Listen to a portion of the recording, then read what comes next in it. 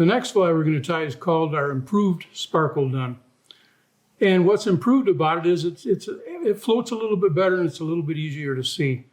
With that, we had a couple of young fly tyers, twins, Doug and Dan Doffel, and their cohorts working at the shop. Rowan Nyman and probably Hoovler was involved too. And they were complaining. They said, "God darn, we can't see that fly." And hell, they're 30 years younger than I am, but they were having a hard time seeing it. So we decided to incorporate a backing, if you will, a wing backing of Z-line. And it not only makes it easier to see, but it floats it a whole lot better if you're fishing this fly in a little bit rougher water. Simply just tie this fly. We're going to put our 8/0 tying thread again, and we're going to build a foundation. And it's very important that you build a foundation of thread. If you don't build that foundation, your wing is going to basically spin around that hook shank. And I hear guys complain of that, and I tell them, well, it's because you didn't lay a foundation of thread, your working thread. So make a few wraps to lay that foundation, and your wing will seat right into the foundation, and it will not spin around the hook shank. Okay, and a lot of people say, how many fibers of deer hair? Well, if you're going to sit here and count fibers, you got another guess coming. When you tie half a dozen to a dozen of these flies, you're going to know automatically how many. You're going to do it by feel. And every year we make ourselves tie a fly or two blindfolded. And the reason being is you develop a feel for that material, those materials that you're tying with. It's very important to develop that feel. It adds in a properly proportioned fly. It just looks a whole lot better and it works a lot better. Once again, here's our deer hair wing. One wrap,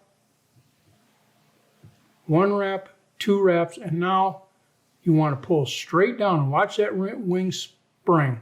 If it doesn't spring to life, you do not have the right deer hair.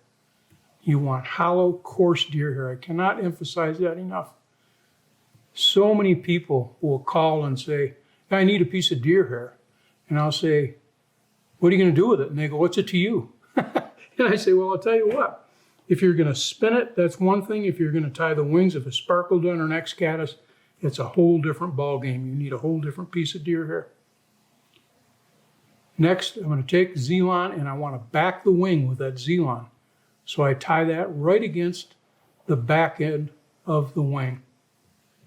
I'm going to take the shuck back all the way to the bend of the hook, and I'm going to cut it off, again, about 1/2 to 2/3 of the length of the body.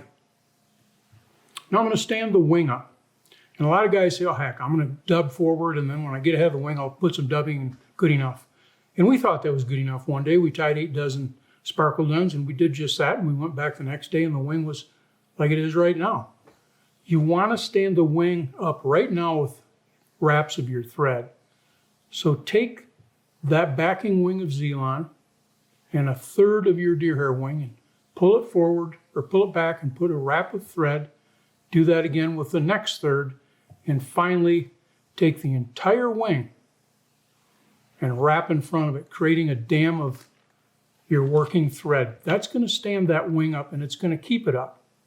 If you do it with Z-line, 8 hours later, you're going to open up your fly box and you're going to be very disappointed because the wings will all be tilted forward. Now, dub a real thin body, properly proportioned dubbed body of superfine. This is bluing olive or olive gray superfine dubbing. The least amount you can dub on your silk, the better. And that will give you proper proportion. Okay, now we're going to go back.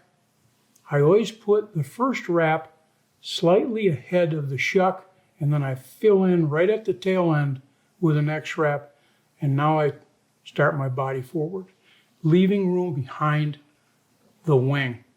I'm going to come forward, a few wraps forward of the wing, and now I'm going to figure eight around that wing, and that adds durability while keeping the proper proportion.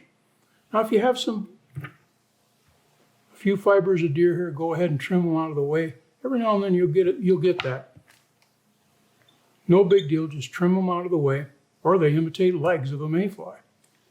Now whip finish, cut your thread, stand that wing up and take a look at how it looks. You got a backing of Zelon and a beautiful deer hair wing.